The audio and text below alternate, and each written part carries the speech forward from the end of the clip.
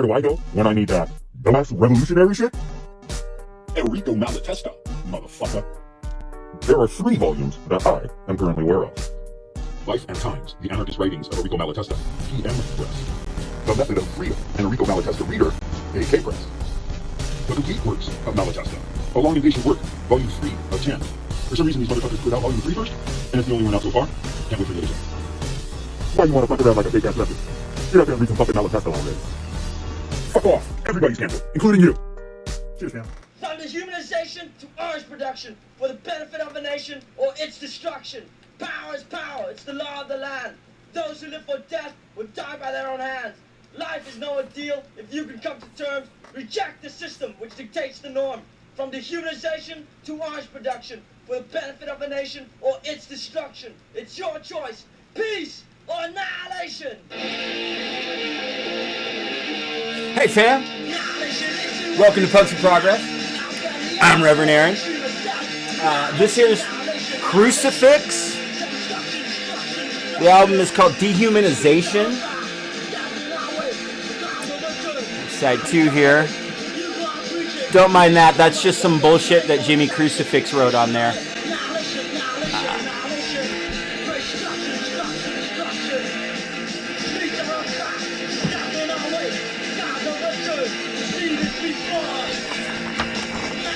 Hold on, you gotta see the whole fucking thing.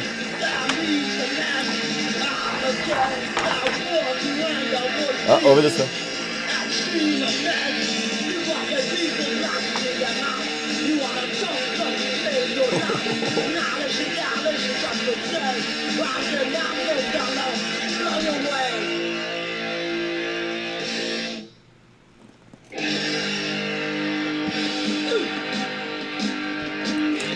Anyway,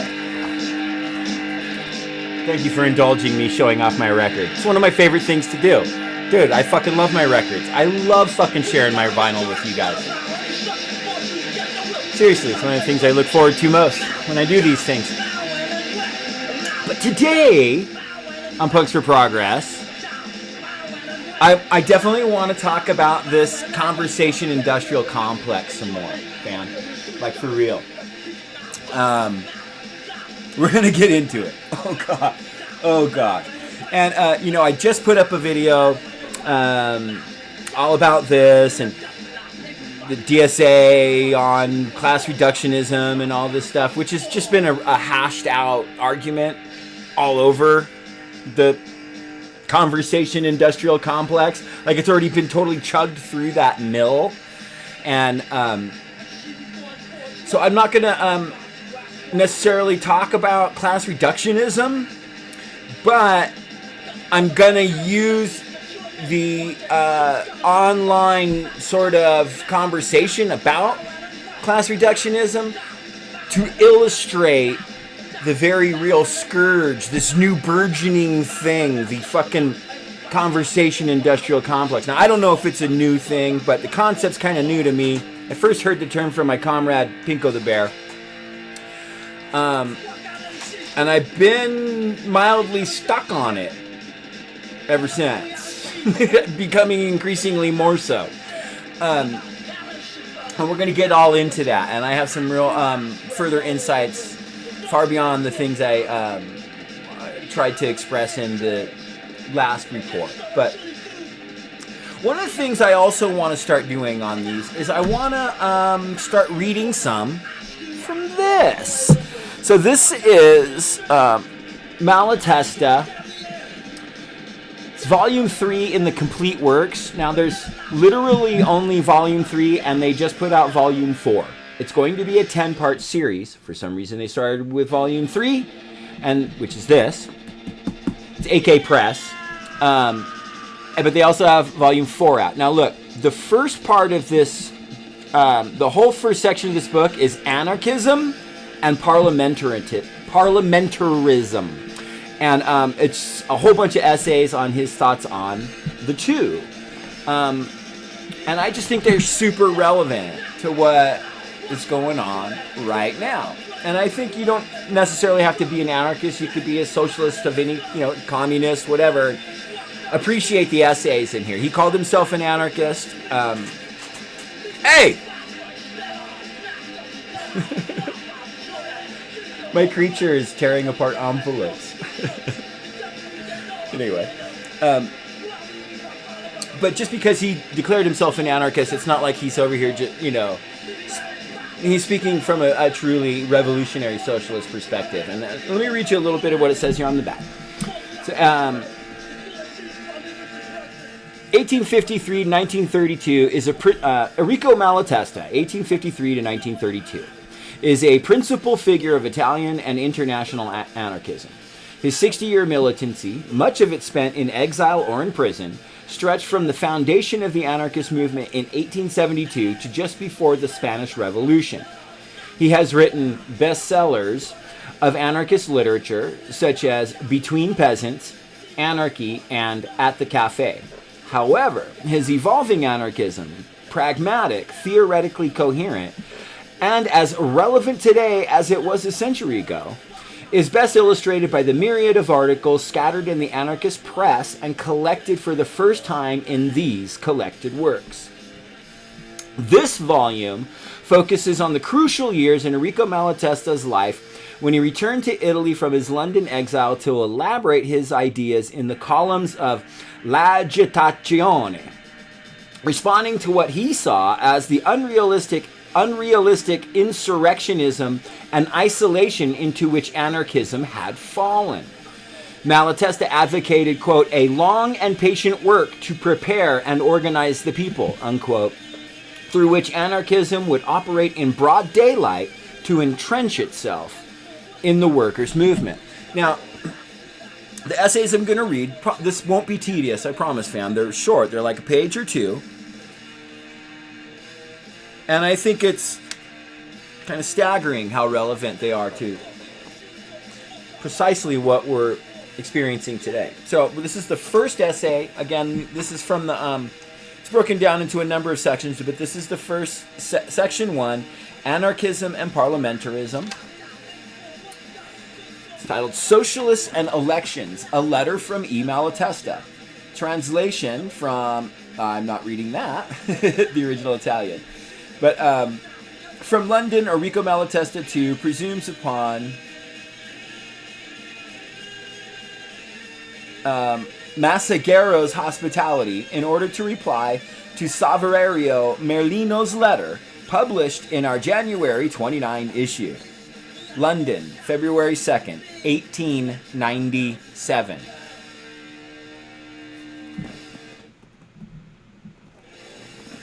Mr. Editor, and the Messiah. Gosh, I can't for some reason get my brain around this name. Mr. Editor and the Messaggero. I am informed that Italy's parliamentary socialists are putting it about that I, agreeing with Merlino, see some purpose in anarchist socialists taking part in election contest by voting for the most progressive candidate. Since they honor me by even considering my opinion, I will not be thought presumptuous if I hasten to let them and the public know what I truly think on this issue. I certainly do not query my friend Merlino's right to his own thoughts and to express them without holding back. It might have been better had he, prior to making a public announcement about a switch of tactics, which after all is worthless unless the comrades agree to it, discuss the matter at greater length with members of the party to which he has hitherto belonged and alongside which I hope he will be willing to carry on fighting. But the blame for that belongs not so much to Merlino as to the prolonged crisis by which our party has been beset and the as yet fledgling stage of reorganization in which we find ourselves. But it needs to be placed on record that what Merlino has said regarding parliamentarism and electoral tactics is merely a personal view, not binding upon whatever tactics are to be adopted by the anarchist socialist party. For my own part, much though it may displease me to take issue on such an important matter with as worthy a fellow as Merlino, to whom I am bound by so many ties of affection, I feel it my duty to state that, as I see it, the tactics advocated by Merlino are damaging and would of necessity lead to the abandonment of the entire anarchist socialist program. And I think I am speaking the thoughts of all, or nearly all, anarchists there. The anarchists remain, as ever, resolutely opposed to parliamentarism and parliamentary tactics. Opposed to parliamentarism because they believe that socialism should and can only be achieved through a free federation of producer and consumer associations, and that any government, parliamentary government included, is not merely powerless to resolve the social question and reconcile and satisfy everybody's interests, but of itself represents a privileged class with ideas, passions, and interests contrary to those of the people, which it can oppress by means of the people's own strength. Opposed to the parliamentary tactics because they believe that, far from encouraging the development of popular consciousness, it has a tendency to disaccustom the people to the direct care of their own interest and schools, the ones in slavishness and the other in intrigues and lies.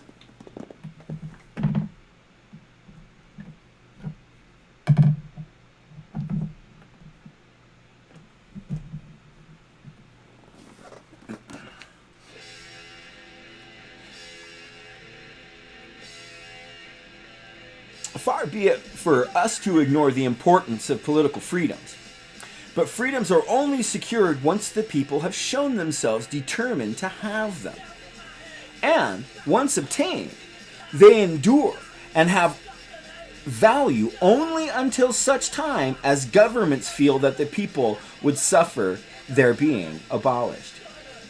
Accustoming the people to delegating to others the winning and defense of their rights is the surest means of giving a free hand to the whims of those who govern.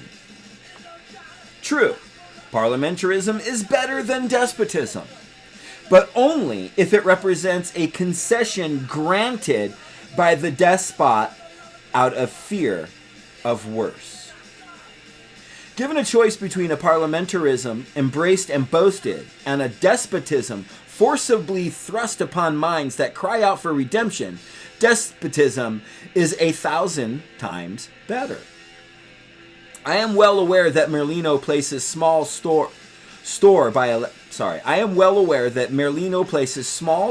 by elections and seeks, as we do, to ensure that the real battle is fought in the country and with the country.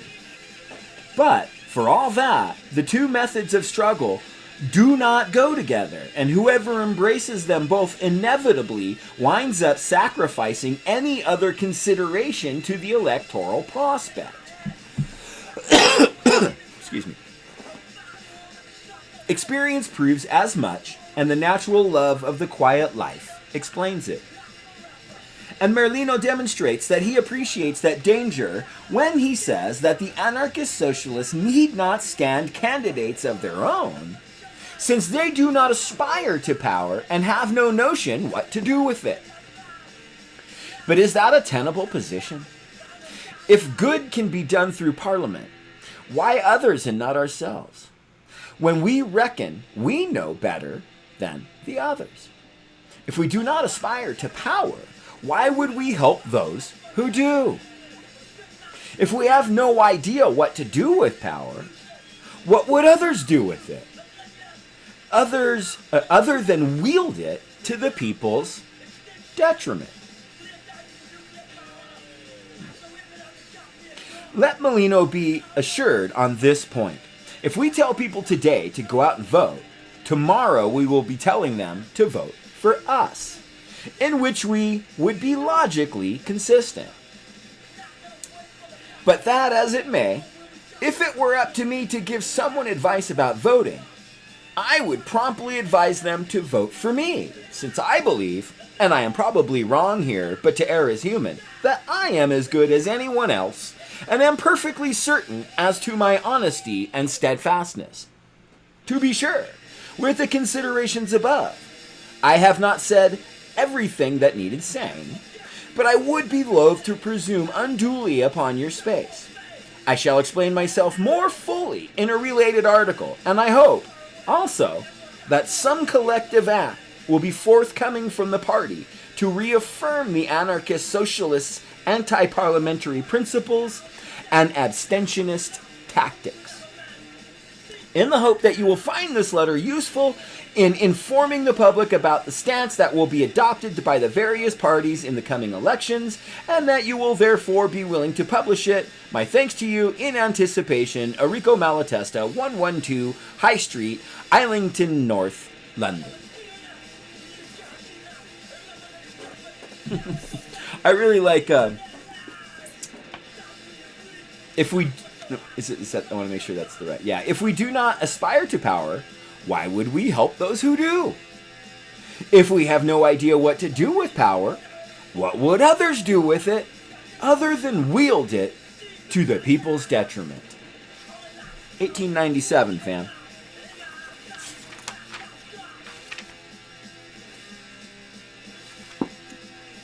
Enrico Malatesta's thoughts, his opening thoughts, as it were, on participation in parliamentary, or, bourgeois parliamentary in London, but it's the same thing. It applies. Yes, Parliament is structured differently than our bicameral Congress, and they choose their prime minister in a different way than we vote for the president based on majority, and so there's differences. But I mean, these critiques apply.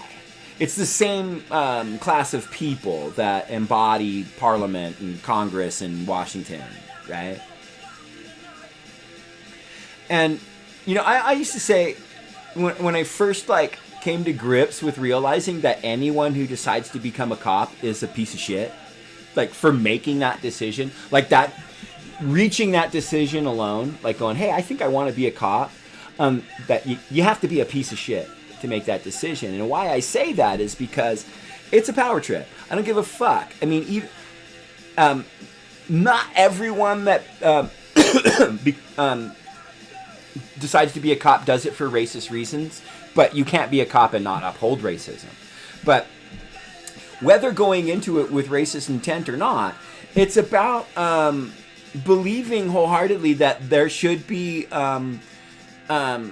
violence employed by the state over the people, and that I should be the motherfucker who does it. Fuck that dude, and fuck that woman, and anybody on the fucking non-binary whatever, if cops are even willing to embrace that reality or not. I doubt very many of them are.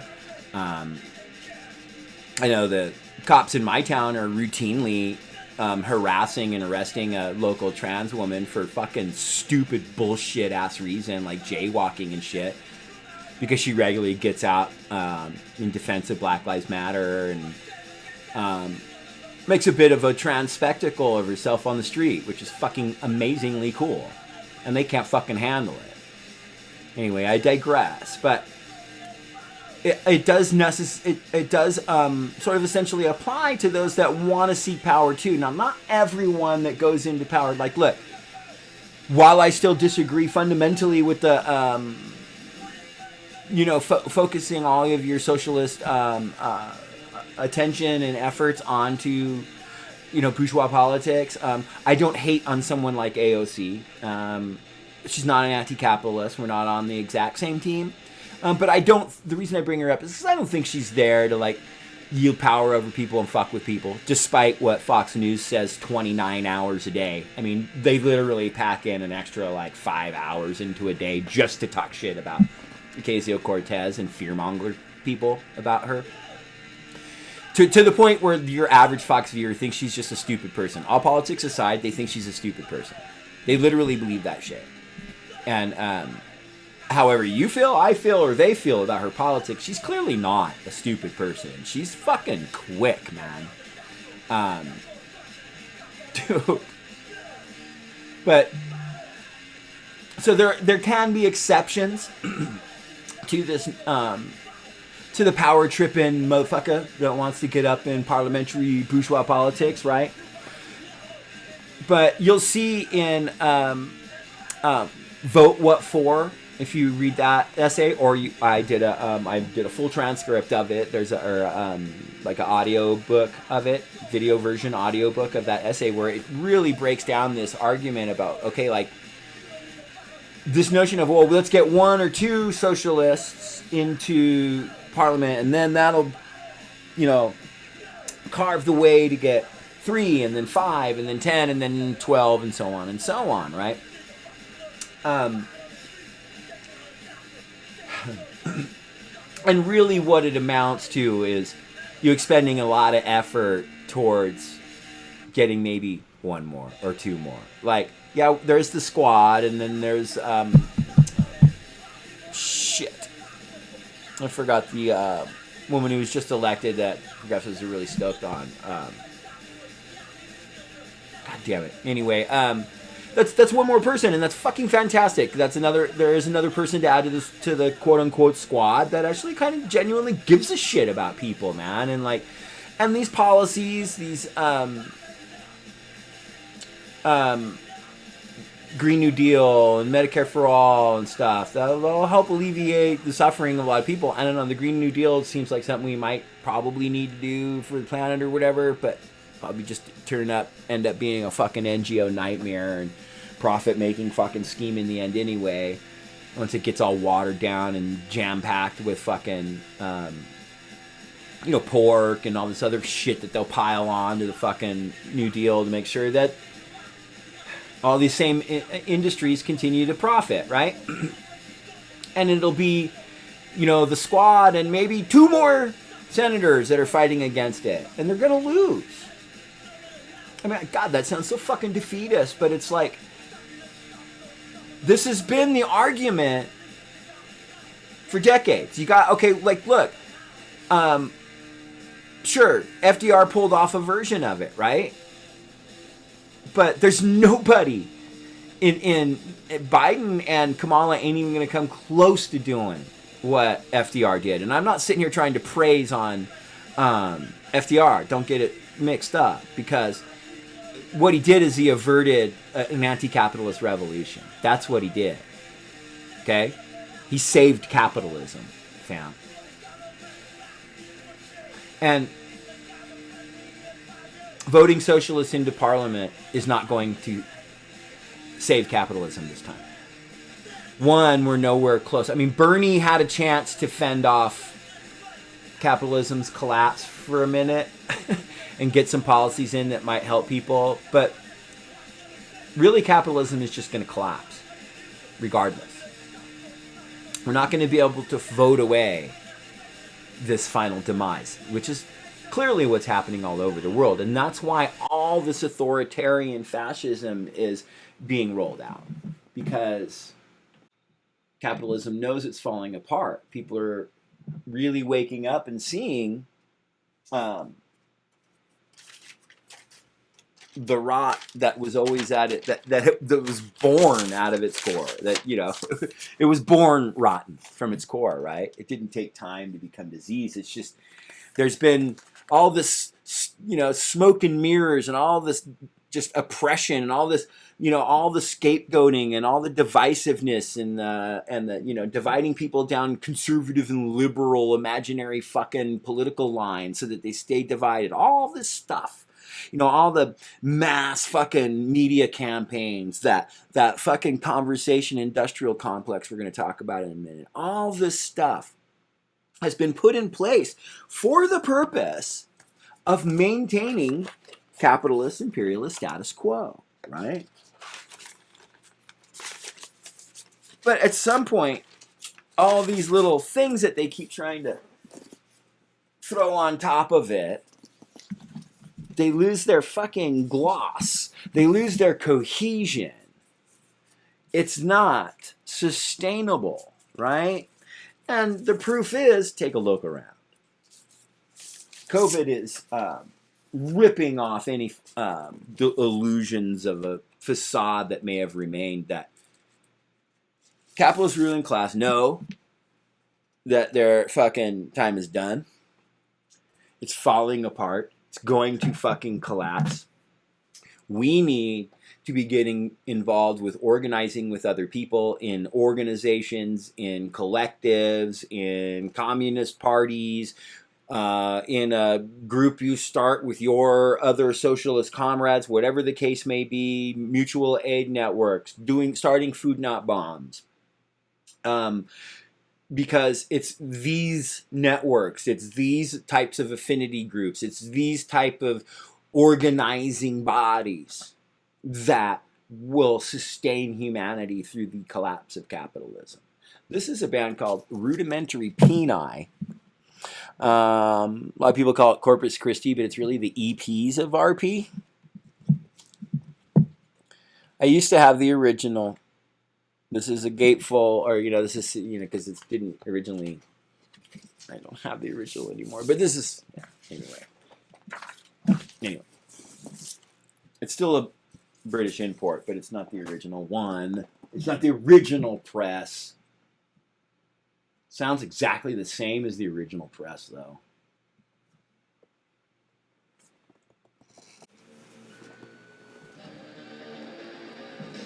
So, they got this, I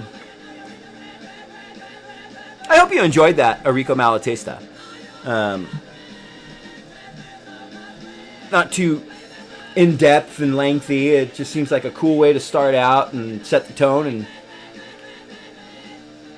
help expose people a little more into Malatesta, because I just really enjoy reading him.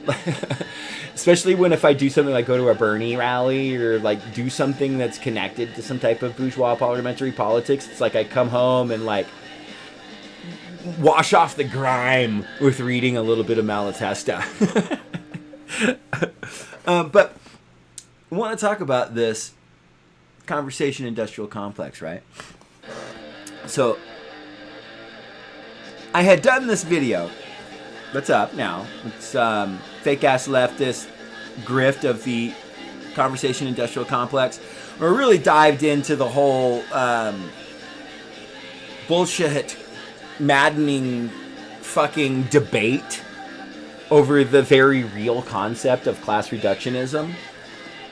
And I caught myself almost going down that deep into that rabbit hole when the whole reason I wanted to discuss like what had gone on with DSA and Adolph Reed and Ben Burgess and so on is that to point out that that's just not like leftist thinking. It's not something that is in line with traditionally and historic leftist goals. Brushes up like sounding like a lot of it, but here's the thing: I don't want to get into this class reductionism thing. I'm going to make it real fucking clear, yo. I believe it exists. I believe it can be a problem. I believe that Adolph Reed saying that discussion of race should be divorced from the discussion of coronavirus is an example of class reductionism. Doesn't mean that Adolph Reed is dog shit or should be canceled, because for one, you can't fucking cancel people. That is a myth. Being canceled is nonsense. There's no such thing as being canceled. All of us that aren't in the ruling class are canceled by the fucking ruling class. They let some of us in now and again. They allow Tucker, Tucker was already a millionaire, but they'll let people on MSNBC and CNN and Fox and shit, right? But we're all canceled, yo. Okay? What fake-ass leftists who fucking cry and whine and fucking stick baby-ass fucking thumbs up their mouth over fucking this thing, cancel culture, is just them trying to avoid legitimate fucking scrutiny of their positions and takes on things. That's all it is. And what's even worse, and this is what gets us to the conversation industrial complex, is the people like Ben Burgess that scream about cancel culture and others are the same people who make their living by going blah, blah, blah, blah, blah, blah, blah, blah, blah, like I am right now. Okay? But it's not where I'm different from them is, one, I don't make my living spewing this fucking righteous ass revolutionary fucking dank ass shit. But I also I'm not here to sustain subs. I really, really appreciate the subs and followers that we have and the people that kind of consistently watch these videos, which is a fraction of our sub numbers. So those, 30 or 40 of you that are regularly watching these, you guys fucking rule, and I really appreciate you. Genuinely. But if you stop watching me because you don't like something I say, that's cool. Like, that's totally, I don't know, your total fucking right to do that. And that's not you canceling me. I'm not canceled when that happens, because I can still click this shit on over here and make a video. Okay? But if I lose all my subs, that's still not canceled. It's not a thing. And our platform slowly, it slowly just kind of chugs along, and we get one or two new subs every day. And that's kind of been our role for the last few years, right? And I'm okay with that. I'm super appreciative of that. But at some point, some of these platforms, it gets to the point where, like, they're paying their bills and their mortgages and shit. And not that that's a problem in and of itself. I don't have a problem with people making money, how they make money, as long as they're not, being cops or doing something gross like that, right? Like I'm totally cool with people making a living doing podcasts and shit. Please, more power to them, okay? But at some point, it crosses the line into, okay, like, I may not want to say this, because I'll lose my Patreons and shit, right? And what's more, and the other side of it, that to a certain level I can understand and maybe be a little more forgiving of. But what I don't like is people positioning themselves as experts, and building their brand as being experts on leftism, like Ben Burgess in particular, who then do all they can to deflect any type of real scrutiny, because to be determined wrong in basically anything on leftism is to put their brand in jeopardy. Because how is the expert the one that's wrong? And so people, and then and that this defense of platform with we're gonna keep the cancel culture away. Now look, I think the Vampire's Castle is a real thing. I think there is some fucking groupthink that happens with people online when they jump too quickly, decide that, okay, we're all gonna hate on this person.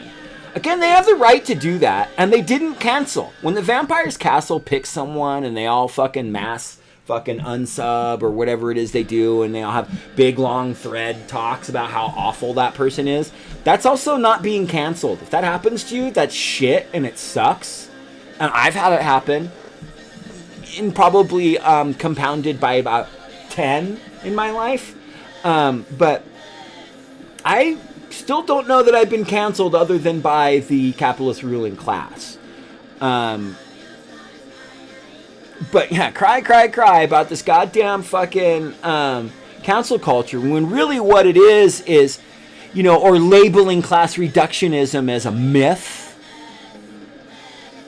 I don't know anything about Adolf Reed, and I'm not going to comment on that. What I hate seeing is the apologetics being rolled out through the fucking conversation industrial complex for Adolf Reed's class reductionist take on coronavirus. Okay? Because the reason they're doing it is because when someone look, let me show you this, man. What I'm talking about with this conversation industrial complex. So, Burgess put out a new video today about the same topic, rehashing again the stuff about, totally misframing what the argument and the specific type of class reductionist accusations that was leveled at Adolf Reed. At no point does Ben Burgess actually articulate that argument. He strawmans it with a watered down or distorted version of what leftists describe as being class reductionist. And I think that the reason he does that is because it's really not about the class reductionist argument.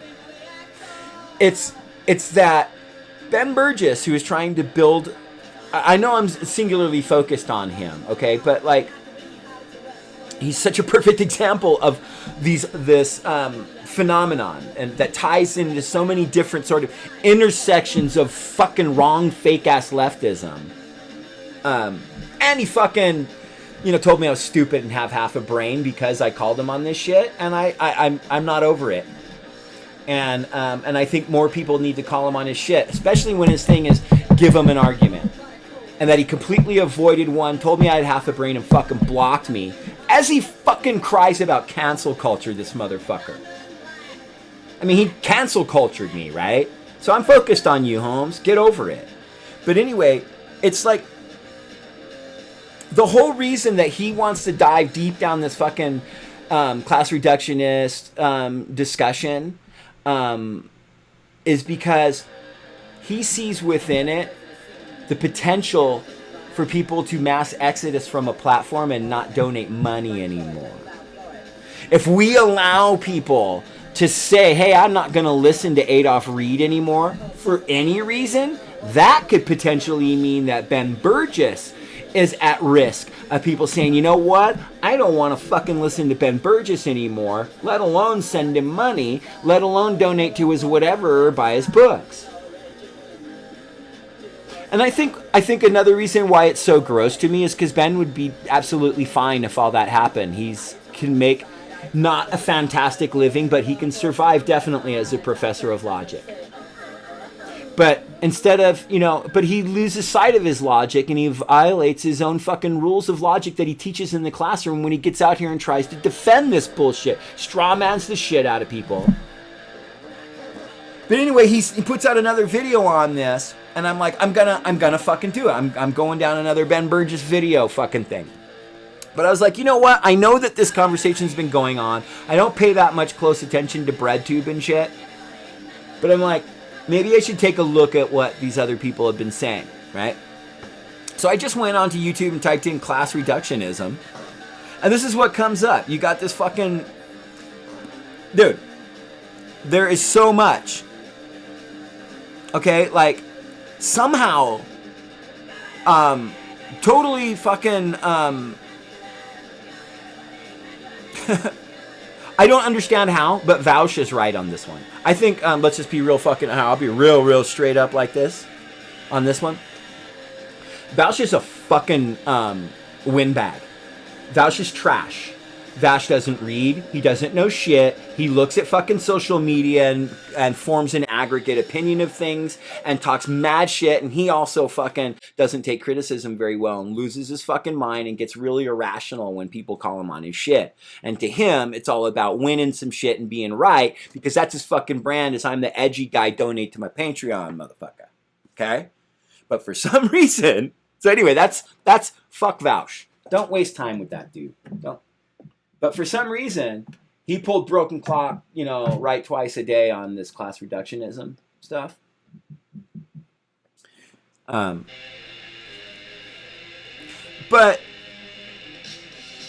look at this. Class reductionism is based. $0. Fuck Douglas Lane, man.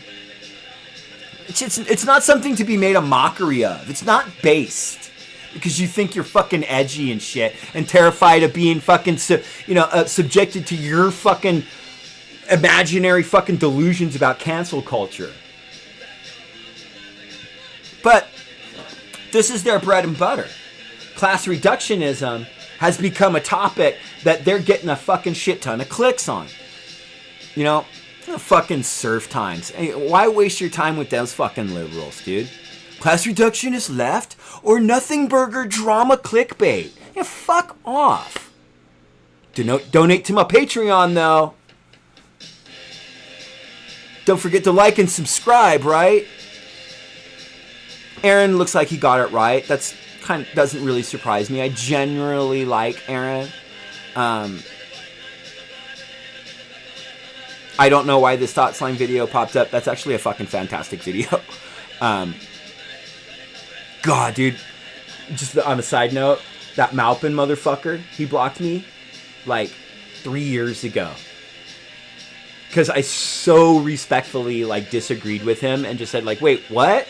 Can't even remember what it was, but he was sounding like some liberal dude. It wasn't even like him being Nosbol and shit. And I was like, yo, what's up with that?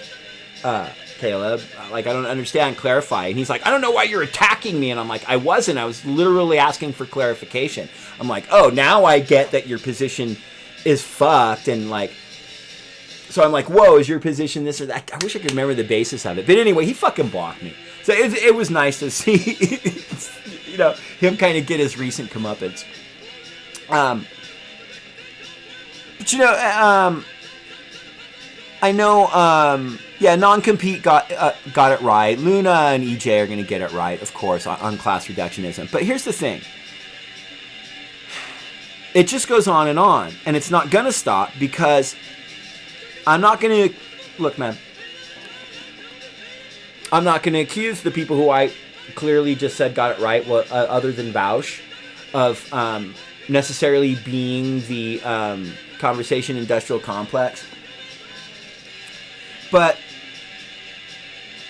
we have to be careful that, like, it's what is going on in the BreadTube community and the leftist community, and you see it across Twitter, and you see it is a topic becomes the hot fucking shit of the day. Okay? Apparently, class reductionism has been one of them. And class reductionism versus intersectionality and all this stuff. Now, there's people who are like, okay, let's talk about this because the community's talking about it, so I want to express my feelings on it, which is fucking cool as fuck. I'm so with that. But there's other people who basically sit around and wait, what's the next one? What's the new one that they're talking about? So make sure I have a position so I can get my video out too. That's dog shit. That's conversation industrial complex dog shit. And shows like Rising thrive on the fucking glop and slime that bubbles to the surface of that. They just fucking lap it up. And next on Rising is, and what they do is they find whatever the fucking gross fucking topic that is a total misrepresentation. Rarely is the debate that's discussed on shows like Rising even an actual proper framing of the two sides of an argument. It's usually always about justifying the more centrist position and decrying anyone that takes an actual leftist position. And I just want to be super fucking clear on this. Progressives aren't leftists. They're liberals. They're centrists. They believe in that you can put restrictions on capitalism to hold it at bay. Far right is a full-on defense of capitalist status quo and capitalist imperialism. Far left is openly anti-capitalist. And the center is liberals, is progressives, is SOCDEM. Okay? Not leftists. That's why when you have this concepts about, you know, or these conversations about how you can have left-wing populism and right-wing populism and get the two together, that's not a thing. That's not a thing. Because there's no such thing as right-wing populism. Because as I said before, and I'll say again, every fucking thread you pull on any right-wing populist talking point, when you get to the end of that thread, it's a defense of the capitalist imperialist status quo every single time, without exception. Now, there are a lot of people, working class people, you know, who have populist interests that have right-wing beliefs and whatever. But no, you know, sorry, real cut and dry, if you embrace any type of right-wing thinking, you're ignorant and brainwashed. Period. One or the other, or more likely a combination of both, ignorant and brainwashed. Okay?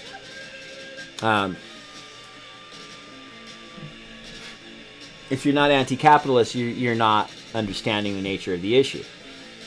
Now, that I say all that because I want to illustrate that when you get to these things, where the conversation gets framed as, you know, are you a conservative or a liberal?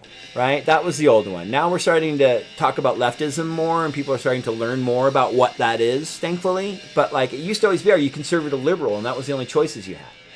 Right? And they're still trying to maintain that. You know, you have the right that just wants, they can't see outside of that. The liberal establishment can't see outside of that framework. You know, because the right thinks that, you know, anti-fascists and Nancy Pelosi and Joe Biden are all the same thing, right along with Black Lives Matter activists and trans activists. It's all the same thing as far as they're concerned. And true trans rights activists, like people you might have seen in our video on the Reclaim Pride Coalition's action on for trans lives that we just put up a couple weeks ago. Those people ain't anywhere in alignment with Nancy Pelosi, Joe Biden. And neither am I, or any communist or anarchist I know. And you have all these people, these progressives and stuff trying to say that, oh, you know, we like Marx, and, you know, we understand that capitalism is really bad. And we've read a lot of Chomsky, so we know that, you know, capitalism is the root, and we understand that there's a class struggle going on and this stuff, right? And that systemic racism is at the root of capitalism, and it's it's like they get all that, but they come at us with remedies that don't require of them anything more than talking about it. And when it gets to this class reductionism thing, I think the reason it works so well for those that are all in for the conversation industrial complex is because to embrace or to pretend that class reductionism doesn't exist, which is basically just a justification for embracing class reductionist policies, because it gives them a lot of power, because they can click on their Yeti mic and their OBS software and go, well, this is what we need to do. And if we just vote for this policy and we just put this in, it's going to fix everything for all of these people who are being subjected to racism and transphobia. And here's the idea I have for the policy that we should all vote for. Donate to my Patreon. Like and share. And don't forget to sub. Boom, man. They just did revolution. Man, they just addressed the needs of poor and oppressed people, man. What more do they need to do? Kyle Kulinski comes up with policy all the fucking time that he then fucking disseminates out to the fucking progressives and to the fucking Justice Democrats crowd. That a lot of it actually becomes the thing that they embrace and discuss and talk about, and some of it might even be, you know, get voted on eventually. And then he thinks he's a fucking leftist. None of that did anything to fucking end the tyranny of capitalist imperialism. But he can go like this. Yeah. Listen, family. Listen. We need to tell these Republicans in Congress that the policy needs to be thus and such and whatnot. And if we could just get people to realize that, you know, that you gotta vote, you know, you gotta swallow your whatever and vote for this fucking scumbag this time. Did what I can, fam. Don't forget to donate to my Patreon, like and share, and fucking sub me on the Twitters with your YouTube whatever joining. Next time on the fucking Conversation Industrial Complex show, we'll be discussing, I don't know, let me see what everybody's fucking pissed off about on Twitter. And then I'll come over here, and then you can sub and like and share and donate to my Patreon. Well, I picked the least fucking demanding of me position. Like and share, donate to my Patreon.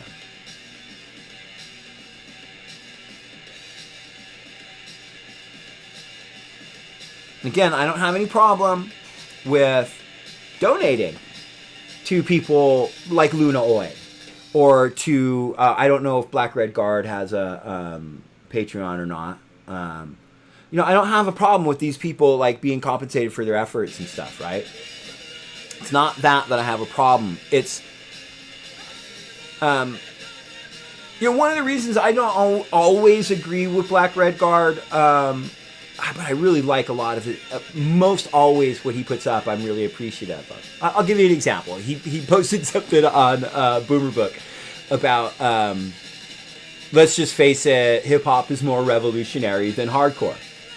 And I was like, I'm not so sure about that. And I just left him some Subhuman, some Conflict, and the Spitboy Los Crudos split links. So it's a mild disagreement. But I don't think for a second that Black Red Guard starts looking through his fucking social media feed for what everyone's pissed off about so that he can come up with an idea for his next video.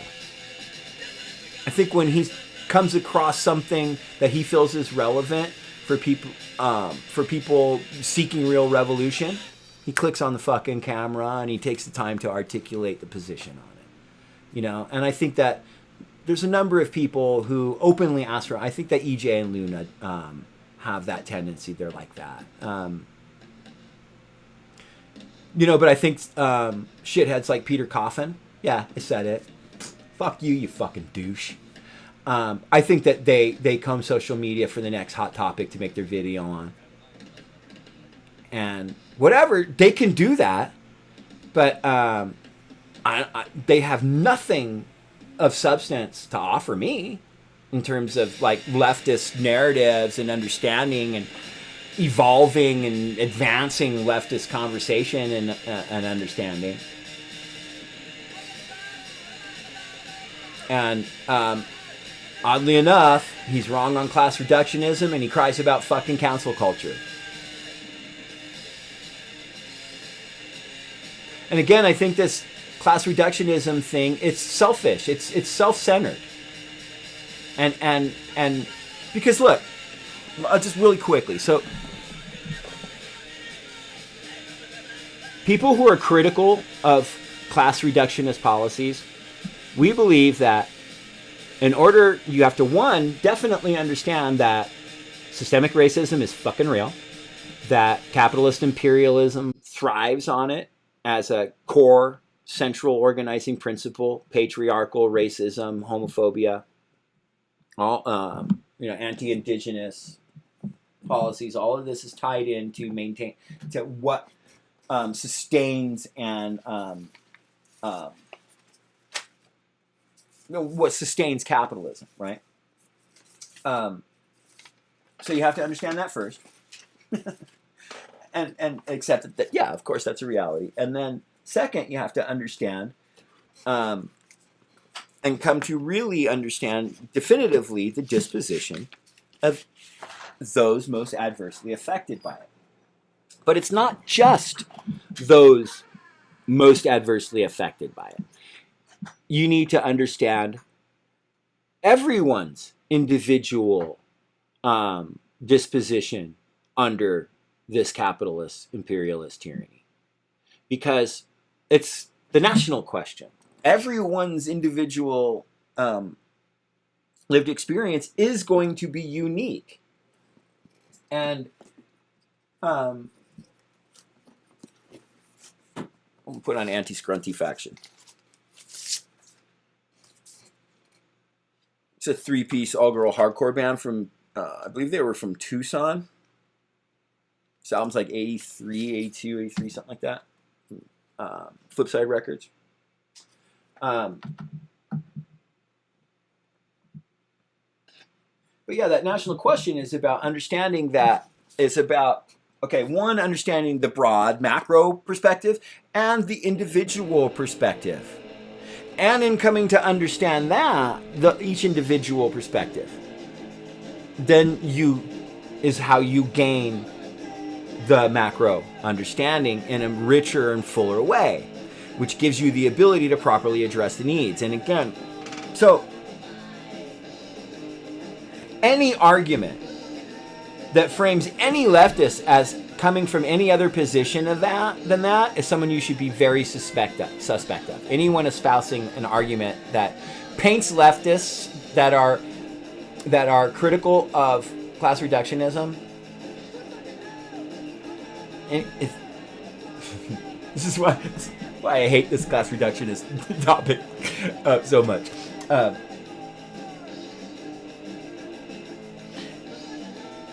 Burgess comes out and tries to say, and people like him, of his ilk, are trying to say that those of us that are critical of class reductionism are saying that all class reductionists don't care about racism and don't care about transphobia, and that is not our argument. And anyone that's pushing it and telling you that that's our argument, I question it. It's not like they just, oh man, what's wrong with them? They're stupid and wrong. There's a reason why they're wrong in that way, and I believe it's in self-defense. It's self-preservation.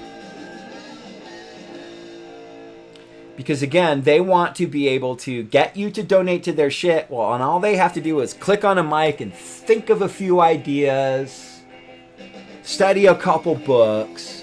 But what they don't want to do is go to the trans rights rally and listen to the speeches from the trans rights activists that are talking about Reclaim Pride and talking about why Black Lives Matter needs a larger voice within Pride and cops need a lesser voice within Pride. And it's not just about clicking on microphones and talking about that and watching videos about it. It's about getting off your fucking ass and doing your best to really fucking engage with this. They don't want to do that. They want to come up with an idea from their fucking mountain and their microphone, tell you what to do, get you to vote for it, and then fucking lick their own fucking buttholes in celebration. Donate to my Patreon, like and sub. Conversation Industrial Complex.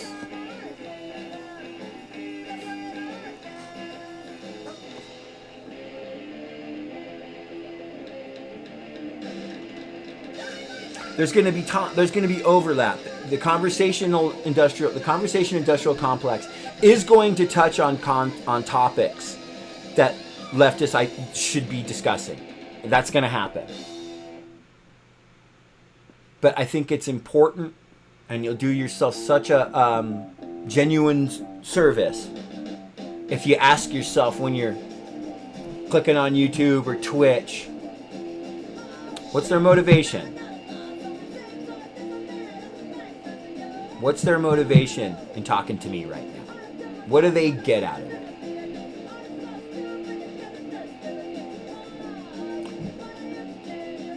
And you can question what I get out of it. Not much. Some trolls. The satisfaction of maybe a few people hearing a person talk about real fucking revolutionary leftism. Someone who will tell you that it takes more than just talking about it, that you need to organize with comrades, that you need to maybe join a group, that you need to get out and do stuff, that you need to do your best to platform the voices. Here's a reason why I don't like Peter Coffin, man. I exchanged a number of emails with him and told him that I know a number of organizers around the country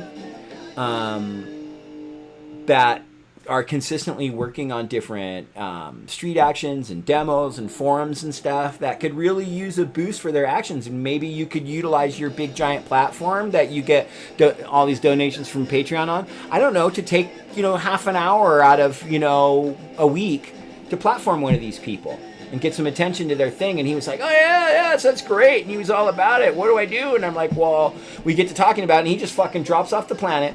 And then all of a sudden, bam, he's like, hey, me and Angie, we're going to do this thing where we want you all to donate money so we can give podcast gear to these other people, who then did a fucking bullshit YouTube boycott and called anyone who didn't participate in it a fucking strike breaker and a scab.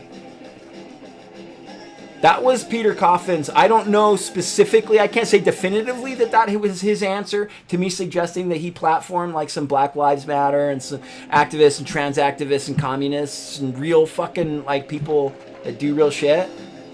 I don't know if that was actually his response to it, but it was like right after he fucking stopped fucking communicating with me on it and had no follow through at all whatsoever with actually platforming any organizers.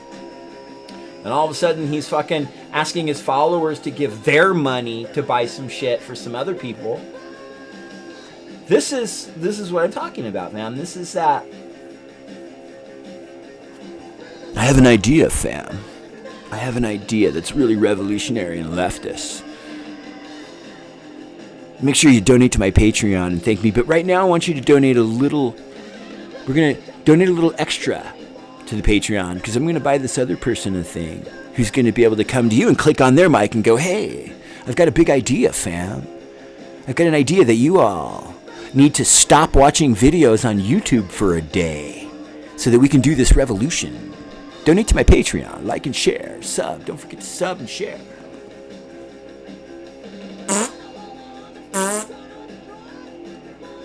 Conversation industrial complex, and it's selfish, it's counter-revolutionary, and it's fundamentally reactionary.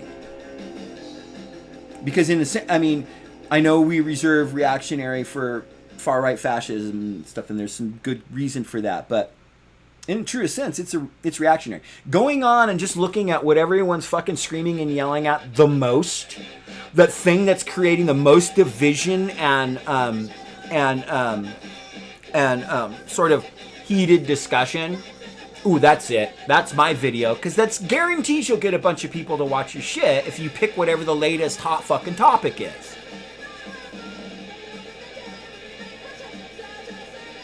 But the trends of social media aren't what drive leftist discussion.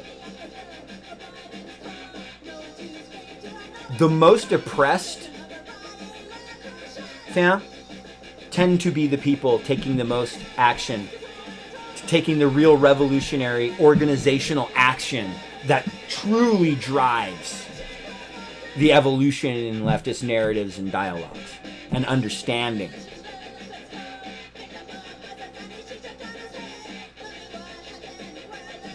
Doesn't happen when I click on my mic. I do my best to try to bring you perspective from these types of people and the organizers. That's what my feed, my social media feed, is all people like trans and Black Lives Matter activists and anarchist organizers and communist organizers and shit. Like that's it. That's what all my feeds are.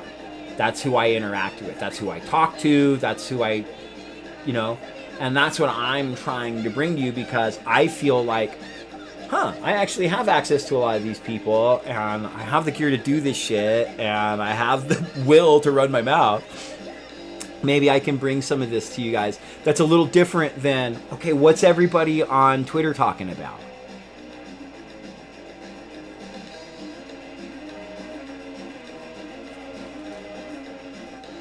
I can tell you this, most of the organizers, never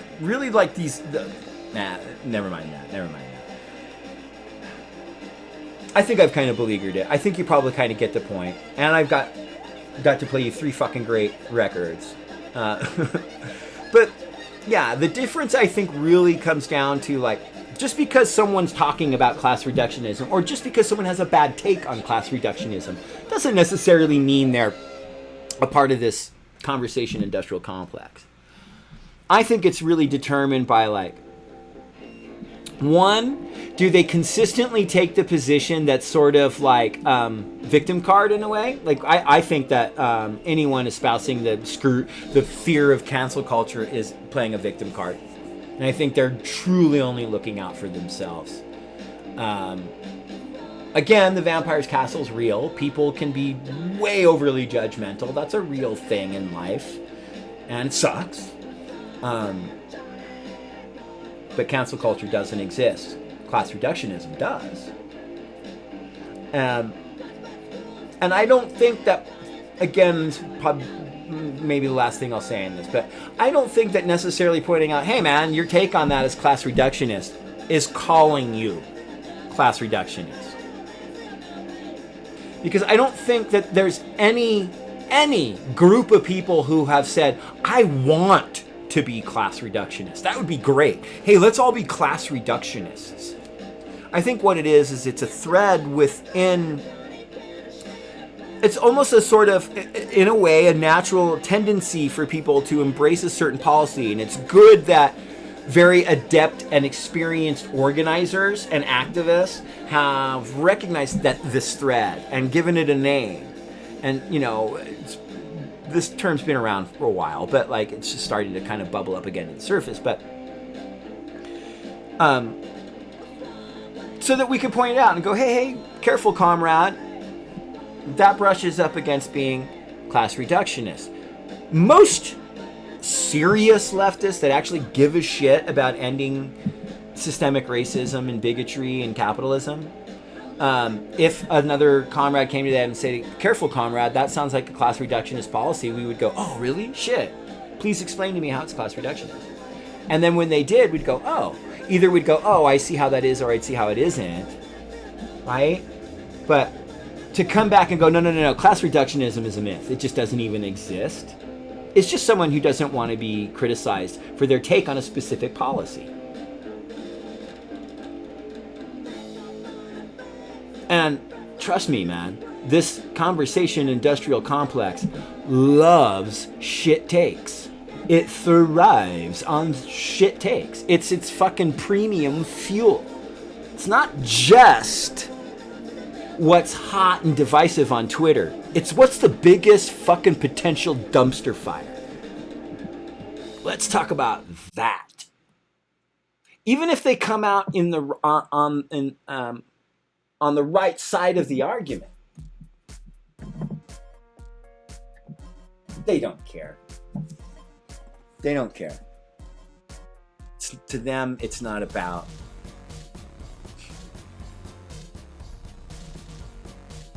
It's not about ending racism. It's not about ending capitalism. It's not about like really looking deep into, hey man, what can we actually really do to end capitalism? Or you just want to be the guy that clicks on the mic and has an idea for this one problem over here that that they suggest that to a representative that then may or may not go put it in place. Don't forget to donate to my Patreon, to like and share and sub and all that shit. Anyway. So much love, fam. Thanks for hanging with me while I rant on and on with this. I hope you enjoyed Anti-Scrunty Faction. I hope you enjoyed Crucifix and Rudimentary Peni. As always, much love and thanks and appreciation to everyone in the P3P fam. For real. And also, much love, thanks and appreciation to literally anybody who does anything they can, whatever they can, however little they can, to get out and make life just a little bit better for everybody else. So, thanks for watching. We'll see you next time on Punks for Progress. I almost forgot to point out that the people who initially called out Adolph Reed was the Afro-Socialist Caucus of the DSA. Okay? It's those people who are a member of the most oppressed demographic in American society. Okay? Black people. And they're socialists, so they're good, they're leftists. These are real organizing black people who didn't just recognize, like instantly, almost instinctively recognize the arguably not so subtle or subtle elements of class reductionism in what Reed had said, and just said, hey, we want to debate on that issue then. If he's going to come with that position, we'd like to debate it. The Afro-Socialist Caucus. The reason I want to emphasize this before we go out is not necessarily just because it's the Afro-Socialist Caucus, but because what kicked off all this shit that you got a bunch of fucking assholes on fucking social media like asking for Patreon donations to talk about now was it put in place because members of the most oppressed community